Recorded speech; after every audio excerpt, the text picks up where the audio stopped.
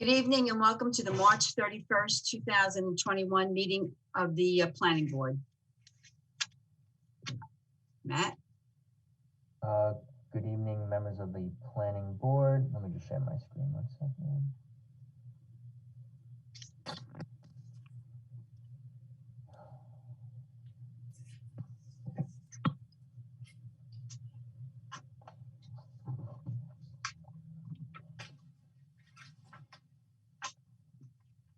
Everybody see my screen?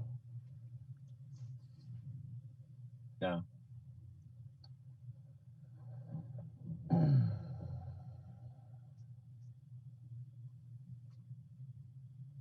Just 1 second, my computer is being non-cooperative.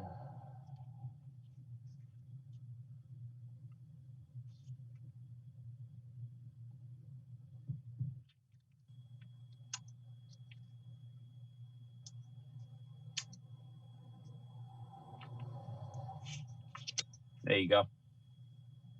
Okay, good evening, members of the Planning Board. The Planning Department would like to recommend the following item be recessed because the application is not ready to be heard at this time. Under final subdivisions, number 1180, Old Dock Land Division in Kings Park. I move that we recess item 1 as read. Second. All those in favor? Aye. Aye. Aye. Opposed? None? So recessed. The next item is a recommendation to the Board of Zoning Appeals for variances within the subdivision number 1189, map of Meadow Glen Estates in Fort Salonga.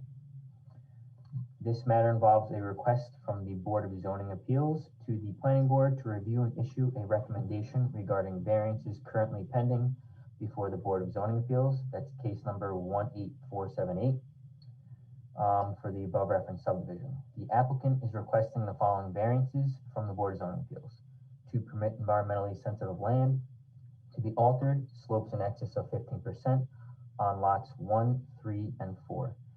The Planning Board has the authority to grant certain variances within subdivisions. However, pursuant to section 248.31 of the subdivision regulations, the Planning Board does not have the authority to grant variances related to environmentally sensitive land. This is an application to subdivide 6.75 acres into 6 single-family lots within the R43 zoning district. There's a single-family dwelling to remain on lot 5, and the existing dwelling on lot 6 is proposed to be removed, and a new dwelling is proposed to be constructed closer to Meadow Glen Road. The applicant is also proposing to construct 2 new dwellings off Yellow Brick Road and 2 new dwellings off Sally's Path. The yield of this subdivision in compliance with the zoning ordinance and subdivision regulations is 5 lots. Pursuant to the Long Island Workforce Housing Act, this subdivision is required to designate 1 lot as affordable, and in return, the applicant receives 10% bonus density. Therefore, this subdivision is entitled to a 6th lot. In order to construct the subdivision with the proposed design and layout, the applicant requires the above-mentioned variances from the Board of Zoning Appeals. Article 16, Section 277-6 of Town Law authorizes the BZA to grant area variances within a subdivision, but requires the BZA request a written recommendation from the Planning Board concerning the proposed variances. Town law does not describe the criteria that the Planning Board is supposed to use in developing a recommendation to the Board of Zoning Appeals. However, it seems likely that the recommendation should be based around the Planning Board's core mission regarding subdivision approval, that centers on the adequacy of access and infrastructure, and to evaluate whether the subject property can be used safely for building purposes without danger to the health or peril from fire, flood, drainage, or other menace to neighboring properties or the public health, safety, and welfare. This recommendation does not examine the requested variances with respect to the 5 area variance criteria described in section 267B of Town Law, as the BZA is tasked with evaluating the requested variances with respect to those criteria. The Planning Department has reviewed the proposal and offers the following comments. 1, the alteration of steep slopes appear minimal in nature and are only for the proposed driveways for lots 1, 3, and 4.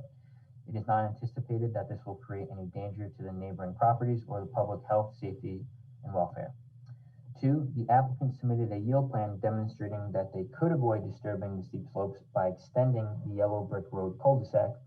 However, this option disturbs more land, removes more trees, and increases impervious surfaces compared to the proposed design. Based on the above comments, it appears the variances will not create danger to health or peril from fire, flood, drainage, or other menace to neighboring properties or the public health, safety, and welfare. The planning department offers the following resolution for the board's consideration. Planning Board Resolution number blank 2021, Board of Zoning Appeals recommendation for number 1189, map of Meadow Glen Estates. Whereas the Planning Board has considered the request of the Board of Zoning Appeals for a recommendation regarding variances associated with the subdivision number 1189, map of Meadow Glen Estates. Now therefore be it first resolved that the Planning Board hereby recommends the Board of Zoning Appeals approve the variances associated with the subdivision number 1189, map of Meadow Glen Estates, for the following reasons. 1, the alteration of steep slopes appear minimal in nature and are only for the proposed driveways for lots 1, 3, and 4. It is not anticipated that this will create any danger to neighboring properties or the public health, safety, and welfare. 2, the applicant submitted a yield plan demonstrating that they could avoid disturbing steep slopes by extending Yellow Brick Road cul-de-sac. However, this option disturbs more land, removes more trees, and increases impervious surfaces compared to the proposed design. Second, resolve that this recommendation pertains solely to the variance request before the Board of Zoning Appeals and not the proposed lot layout, extent of regrading, building location, public improvements, or other aspects of subdivision design within the purview of the Planning Board.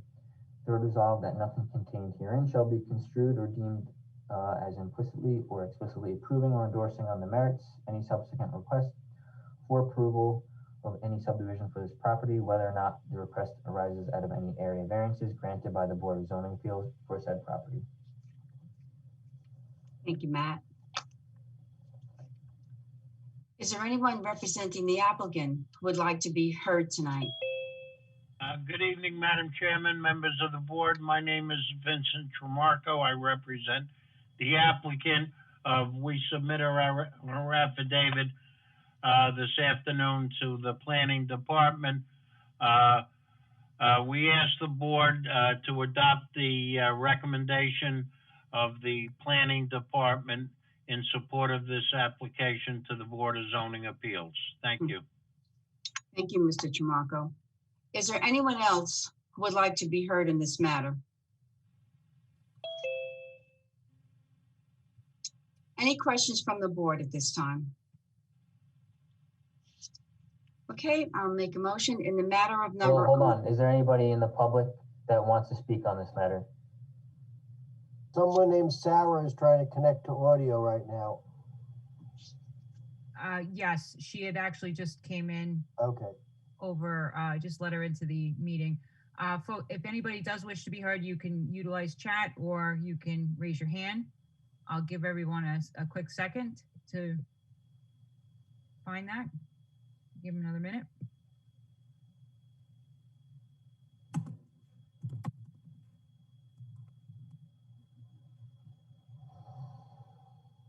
Okay, I'm gonna ask this person to announce themselves and spell their name, and I believe you also require their address too. They're showing up on the screen as JZBR. He has a question or she has a question. Go ahead, sir. Hi, good evening, everyone. My name is Jean, Jean. Last name is Brown, like the color. I live at 63 Meadow Glen Road. Thank you. How are you tonight? I was just wondering if you could repeat, as Matt Collado was reading the proposal, it said that house number 5 was staying and that 6 would be knocked down and moved closer to the road. Was that correct? Yeah, let me just share my screen real quick.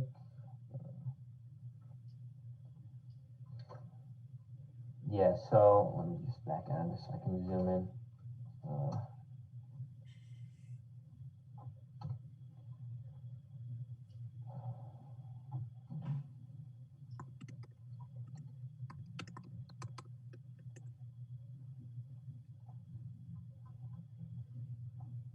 So you can see the lots a little bit better.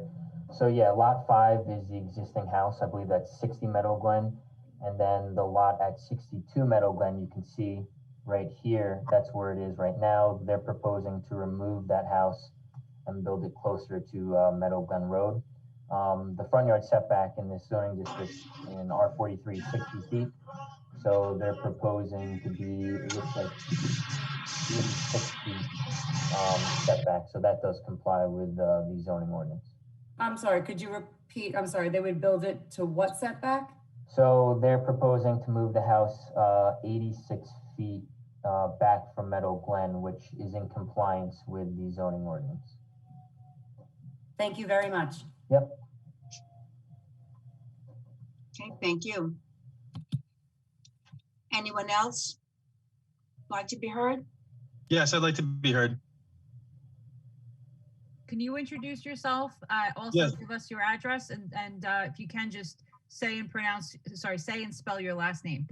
Sure, my name is Mark Tolkien, Tolkin. I'm one of the neighbors at 5 Yellow Brick Road on the cul-de-sac. Thank you. So we just heard about this when they hung the sign at the cul-de-sac, I think it was last Thursday or Friday. And we're concerned about not only the land being filled with houses, but also where the opening would be on either our street or Meadow Glen or the next street over. So I've been speaking with, it has to be over 100 neighbors that are concerned about what's happening. And we just wanted to make sure that we get an opportunity to consult with council and figure out what's going to happen with, like the prices of our houses versus more street traffic coming through a cul-de-sacs. There's, I think, 1, 2, 3 cul-de-sacs that'll be changed here. So we're just trying to figure out like what is happening, because we literally just found out about it the other day. Yeah, so I can answer. Let me just share my screen again. So they're proposing a subdivision. It's a 6-lot subdivision. You're on Sally's Path, I think you said. So I'm on Yellow Brick Road. Oh, Yellow Brick Road, sorry. So 2 houses are being proposed to access Yellow Brick Road. They're not extending the cul-de-sac, it's remaining as is, as well as 2 houses coming off Sally's Path. In order for them to do that, if you can see, it's kind of lightly shaded. These gray areas are steep slopes. The ordinance does not allow you to, you can see it over here as well. The ordinance does not allow you to alter those slopes unless you get a variance. So right now they have a variance before the Board of Zoning Appeals to allow them to alter these slopes. So being that this is a subdivision, the planning board makes recommendation to the Board of Zoning Appeals for variances within subdivision. So that's what tonight's hearing is about. The Board of Zoning Appeals will be, they have a hearing scheduled for April 13th, and they will hear the application and they can make a determination on whether or not to grant the variances or not. So you're saying that the Yellow Brick Road cul-de-sac is going to have a driveway, but they're not going to open the cul-de-sac? So they're not extending the cul-de-sac. There's 2 driveways being proposed at the end of the cul-de-sac. There's not even, I don't even think there's 25 feet there. Yeah, so between my driveway and the other driveway. So the right-of-way at the end is 50 feet wide. So they're proposing to have 2 come off there. I can't tell exactly how wide the driveways are. They're probably about maybe 15 feet each in width. Yeah, I mean, I haven't measured it in a very long time, but there's a lot of like kids that hang out back and forth over there, and I'm really concerned about extra traffic. On top of the fact that I know your survey would be different than mine, but the surveys that we have say permanent dead end, which is one of the reasons why we purchased our house and our neighbors. So this wouldn't happen. Well, it is still a dead end. If they're extending it, then it wouldn't be a permanent dead end, but they're not extending it, so it is still a permanent dead end. A So it'd driveway's just be not a permanent with two driveways smashed up against each other, running into the woods? That's what they're proposing. Okay. I guess, you know, it wouldn't be, it'd still be a dead end. It would just turn into more of like an eyesore than like a nice woodsy area, which I guess it is what it is. So I guess my biggest concern is because we just found out about this, do the neighbors have an opportunity to meet with council and figure out the next steps before they give building permits? Up to the planning board.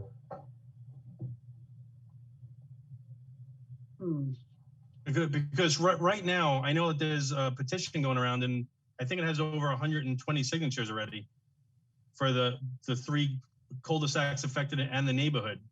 And I hate to be the guy that's like even on the phone right now, because this is not me. That's not what I do. I don't like doing stuff like this. But I feel like no one else is really stepping up. They just want to pay an attorney, whereas I guess someone has to be the actual voice of it, which I'm not comfortable being, but here I am. Well, you're doing a good job representing your neighbors and yourself. You know, what's concerning to me is that my survey says permanent dead end. And when we went to the town originally and we showed them, they said, yes, this is a permanent dead end. But a permanent dead end to me doesn't have driveways on it. It's permanent. They can't do anything with it. That's why there's a curb there and fences, and, you know, it's because this was not supposed to happen. And, you know, when I moved in years ago, there was a farm there, and Gene owned the farm. There's a lake in there. We had turkeys landing there. It's like all the neighborhood kids would go and hang out over there. I get progress. I totally understand. But this seems an unreasonable amount of progress. 6 houses smashed in an area like this seems a little unreasonable. And I would imagine they're not going to be small houses. Not to count the fact that if you do push that house back from Meadow Glen, that's even closer to my backyard. So now I have an eyesore.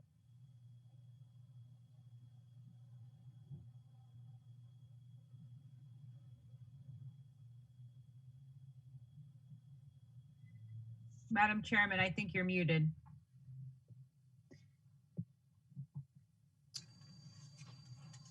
Okay, sir, it's still going to be a permanent dead end, and you are welcome to come to the planning department and review this application at any time. And right tonight, all we're doing is going to make a recommendation to the Board of Zoning Appeals.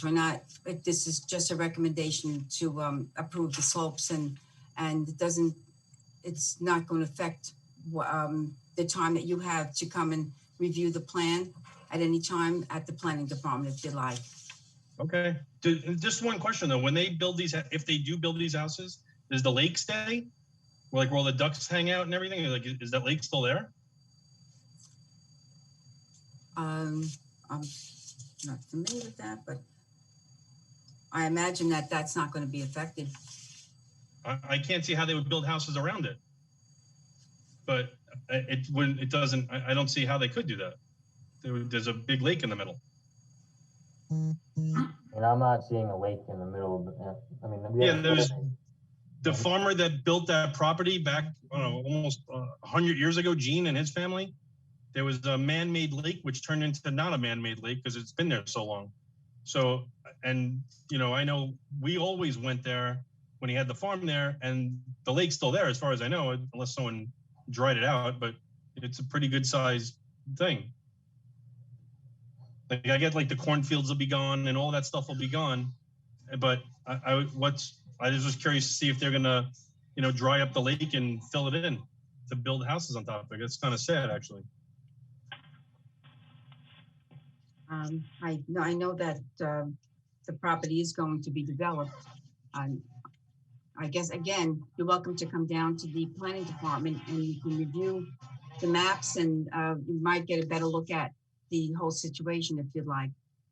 Is this something that could be brought to the county or the state that they might want to purchase the property before this development happens? I'm not sure if that opportunity was presented, or and I seriously doubt if that was a consideration. All right, I just feel like it's a shame to lose this because I feel like all of Fort Salonga is all of a sudden being overdeveloped. And this is why most of these neighbors moved here, is for this particular reason, is this wouldn't happen. But now it seems to be happening between Owl Hill and this and the houses on the apple orchards, and it's like it's all getting swallowed up.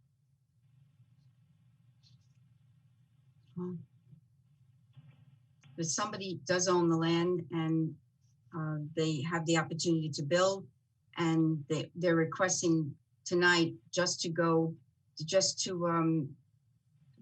have this presented to the Board of Zoning Appeals. And again, you are welcome to come down anytime and review the maps, and maybe you get a better idea of what's happening. Okay, and the EPA's already been contacted to come look to make sure it's not environmentally protected land and all these animals and everything, like the hawks that live in there and all the little animals that live in there. Like it doesn't. I'm not Dr. Doolittle, but I was just curious. 1 second. I'm sharing the screen right now. Here's an aerial from last year. I don't see a lake on the property. Like I said, they submitted a survey of the property. They're supposed to show all, you know. Yeah, it looks like they filled it in already. That's where it was. So they must have, the new owner must have filled it in. I guess when he had the bulldozers in there last year, that's probably what they were doing. He said they were just clearing up some brush, so I'm assuming that was inaccurate. Yeah, there definitely was a pond there. No, I was in that pond. I know for sure it was there. So there could be wetlands involved there. I don't know. Well, it's, unless they filled it in with RCA or something, there's and put dirt on top of it. There was definitely a lake there, at least for the last, I don't know, 70 years. I can have our environmental department look into it, because they have to review this with respect to secret requirements. So I'll just let them know that there was apparently a lake there or a pond there at some time. So I'll notify them and have them look into it. Okay. And again, everybody, I want you to know so this isn't something that I'm comfortable with. I'm not this guy on the phone. I'm all for everybody making money. I just feel like sometimes it's, when you're making money at other people's expense, it's not nice or good. So that's why I'm doing this, but I can assure you that there's a lot more neighbors that are bound to step up. It's just they're willing to use their pocketbooks. And I guess I'm the person that has to make the call. So I just want to make sure this is the right thing. I know 2 driveways at the end of my street is not going to make anybody happy. And I can assure you on Sally's Path, I know the people over there, that's going to make them even less happy. But, and Brewster, and it's like, it's just a shame. It's a shame that it would happen. I think there has to be some type of other alternative.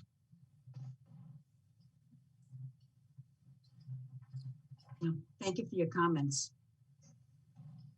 Madam Chairman, I have a David Levy next. Okay. Yep. Hi, Madam Chairman. Thank you. My name is David Levy, L-E-V-Y. I'm one of the neighbors as well. And I concur with everything that my neighbor just said. One of the other things that I'm concerned about as well is proposed changes involve grading environmentally sensitive land, which is why it has to go for a variance hearing. So I'd like to kind of get a better understanding of what that entails and how that will affect the property themselves. So I don't know if Mr. Collado can actually put up a map and show us exactly where the grading would take place. I'm having a hard time hearing you. Yeah, I'm having difficulty hearing. David had actually added this in the chat. He's looking for Matt to go over the areas on the maps that are looking for a variance to be graded. Yeah, so let me just pull up the, just 1 second, bear with me. Yeah. So I'm sorry, is this any better? Can you hear me now? Yeah. Yes. So, Much better. Yes. okay, so just to repeat, my name's Dave Levy. I'm one of the neighbors as well. I agree and concur with everything my other neighbor had just stated. One of the other areas I'd like to just have more clarification, as we just mentioned, is that the variance involves regrading and modifying environmentally sensitive land, which obviously is a concern for all of us. So if Mr. Collado could kindly just go over the areas that are proposed to be regraded. Yeah, so on lot 3, you can see shaded in gray right here, they're having a driveway come along here, and there's some environmentally sensitive land. The slopes are here, so they're looking to regrade that portion of that lot, as well as the 2 lots, lot 1 and lot 4 to the north. Again, shaded in gray here is steep slopes. They have 2 driveways coming off that are require alteration of the slopes. Okay. So it's just bringing down the hill essentially to accommodate the driveways? Yeah. Okay. And then, so I know we'd actually mentioned this before, but is there any limitation, you know, if the houses are built? You know, I kind of agree that it's 6 houses in the piece of property, although it looks like they each have that 1 acre zoning. It just, and you know, from a builder perspective, you want to get as much in there as you can. I understand that, but it seems like you're going to take this nice wooded area and just, you know, deforest it and make it more of a, you know, a residential area, which will totally change the look of the neighborhood. Is there any limitation or like any sort of, you know, once the houses are sold, how do you prevent the, from taking down the rest of the trees and clearing it out and putting in grass and pools and things like that? Well, just like you're permitted to cut down trees and put in pools and patios, once the properties are sold, people can cut down trees if they want to put pools or patios in. One of the things when you're doing a subdivision is you're required to submit a tree preservation and land clearing plan so that the developer doesn't come in and blitz the whole property. They're only supposed to remove the areas of construction.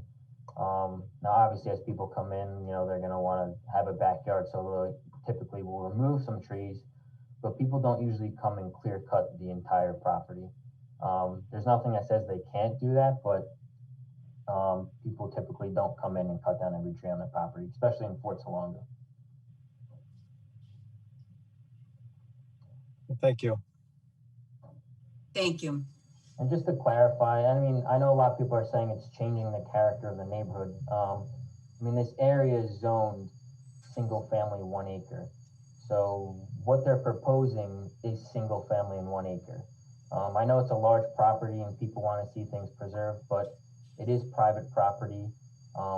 People do have the right to apply to develop land, especially if it's in compliance with the zoning regulations and subdivision regulations. Now, obviously, they're requesting variances, so they're not in 100% compliance, but the fact that they are building or proposing, I should say, single family dwellings in a single family dwelling area, I wouldn't say it's too out of character with the neighborhood. Thank you, Matt. Okay, next I have a Matthew Gambino, member of Meadow Glen Estates, would like to speak. Okay.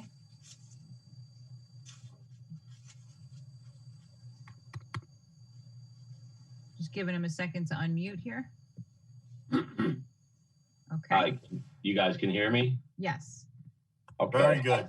I'm just shocked at some of the things I heard. As far as, I just wrote down some bullet points. I don't know how it's going to be an eyesore to have 2 brand new houses at the end of an empty dead end. As far as the kids Can we have your address, please? Yes, 642 12th Street, West Babylon, New York.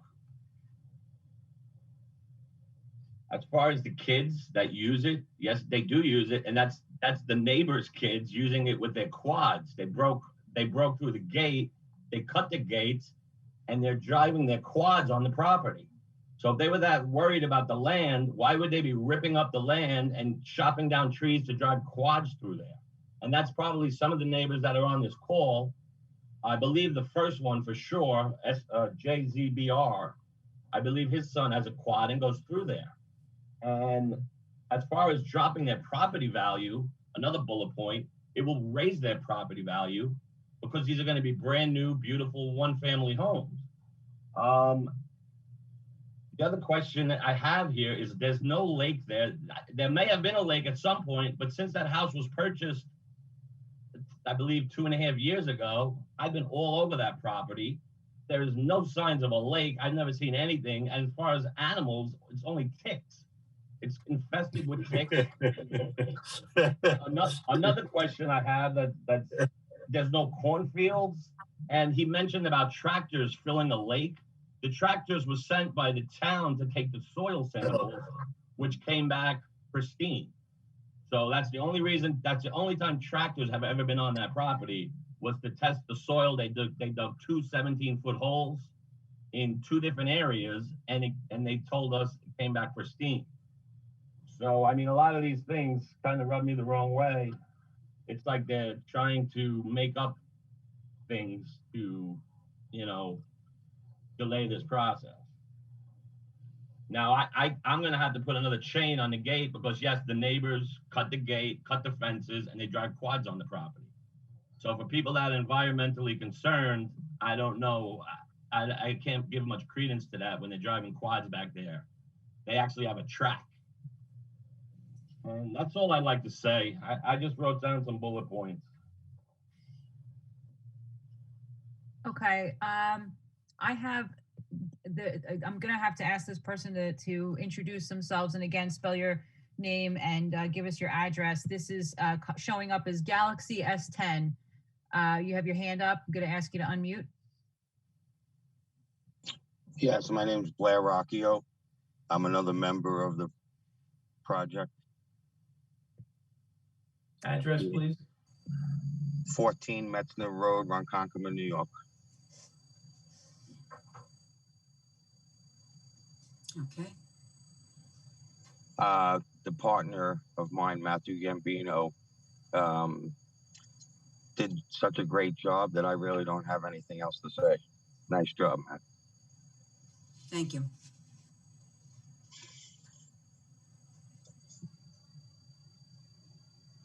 Is there anyone else who would like to be heard in this matter?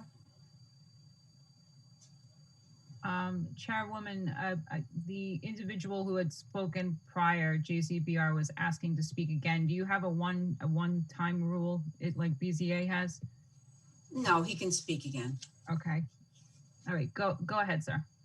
Hi, sorry. Madam, sorry. Madam, I'm sorry. That's, I can't read the name, so I'm always guessing. Sorry, go ahead. That's okay. Sorry, it's a work initial and it's just pre-programmed to pop up that way. I just want to say that I know it's a sensitive issue, obviously between homeowners and land developers, but I'd also like to deal in fact and not be accused of having a quad. I don't have a son that has a quad that's going through that area. So let's just keep it to fact and keep it cordial. Thank you. Thank you, ma'am. So, any other speakers? Any questions from the board? Well, I would like to know what happened to that pond and whether that, the new owner came in and legally or not covered over that pond that was there to make the property more conducive to being built on without disturbing the wildlife and that Mark had mentioned.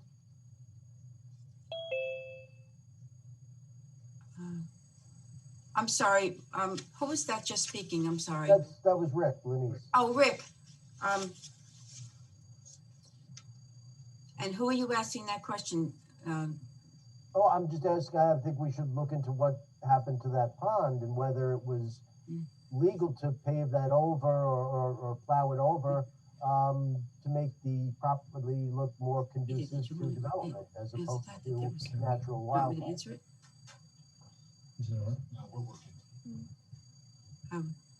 Well, the planning department will look into that. Yeah, I think Matt said they're gonna look into it. Yeah, they're gonna look into that and find out about that. Okay. Yeah, Matt said that before. He would gladly look into that. Yeah, I'm just saying it's a concern to me that was done. Okay, so we will look into that. that's what Matt had said before. Okay, Rick?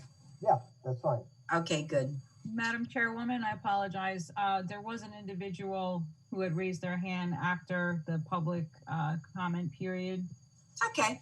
It's showing up as iPad, so just please give us your name, spell it, and your address, please. Hi, my name is Joanna Currier, Currier, at 12 Yellow Brick Road. Thank you. I'm just concerned about, I live where those two driveways are going to go in, and I know you mentioned 50 feet. I am in agreement with my neighbor. I highly doubt there's 50 feet there. So I know my driveway goes right there. I'm concerned if that's going to impact my driveway. I'm also concerned my children are not on quads. They're riding their bicycles and scooters and skateboards and other things in the cul-de-sac we chose to live in for that reason. I'm concerned where all this construction traffic is going to come through and how that's going to impact our quality of life, since this cul-de-sac is like a part of our front lawn in the way my children use it. And I'm afraid I'm going to have vehicles outside in front of my house at all times. And that concerns me a lot as well.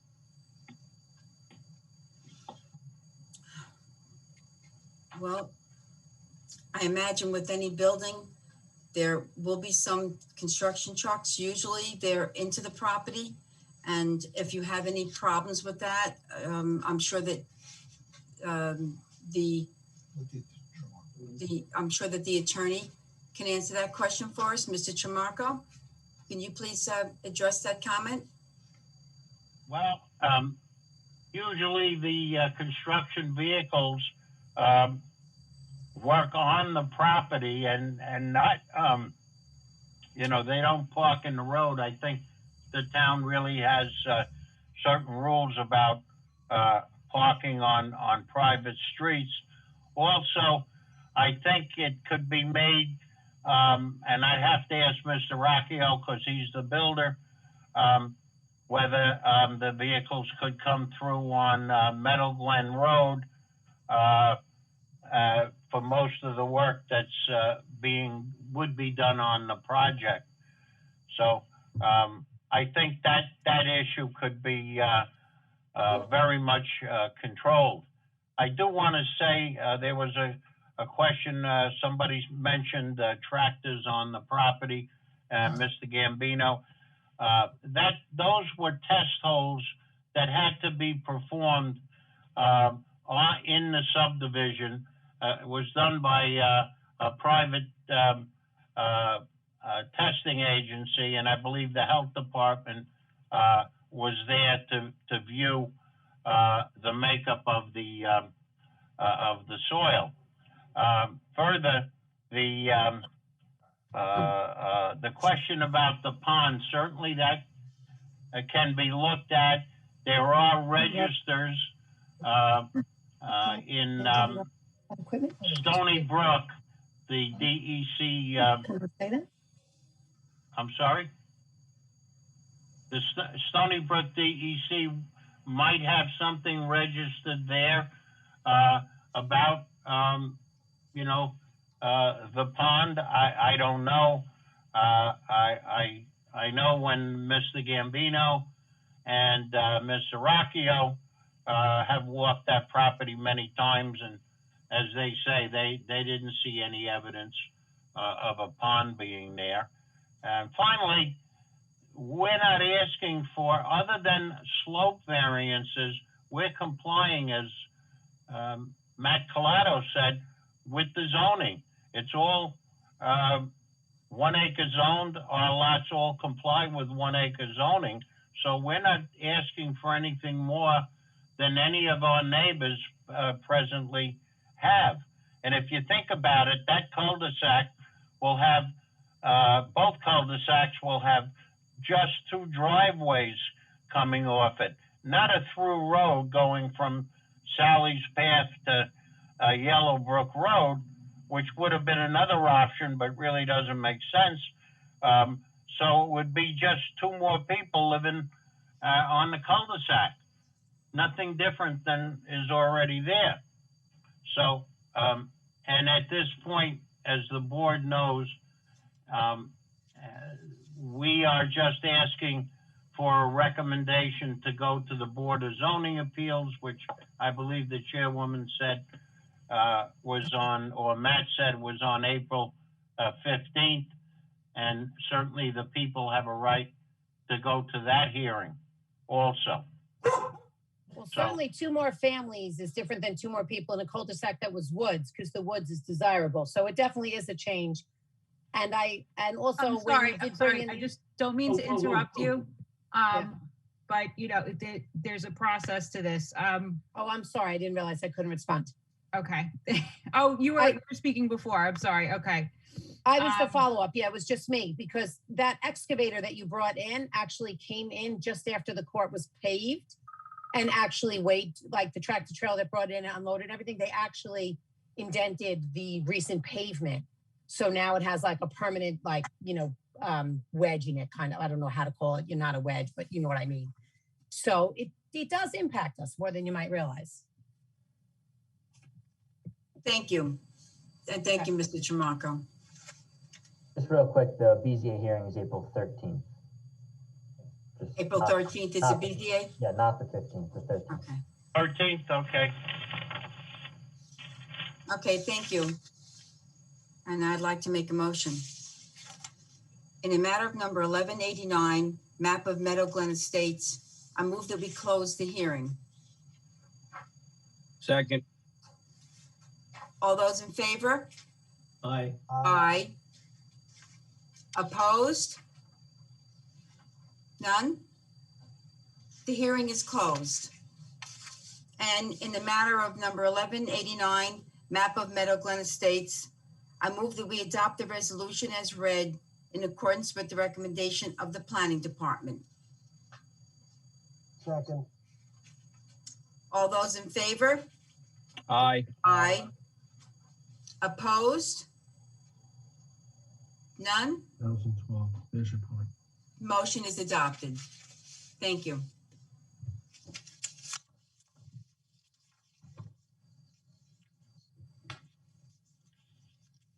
And now the next business is to adjourn this meeting, and I move that we adjourn. Second. All in favor? Aye. Aye. The meeting is adjourned.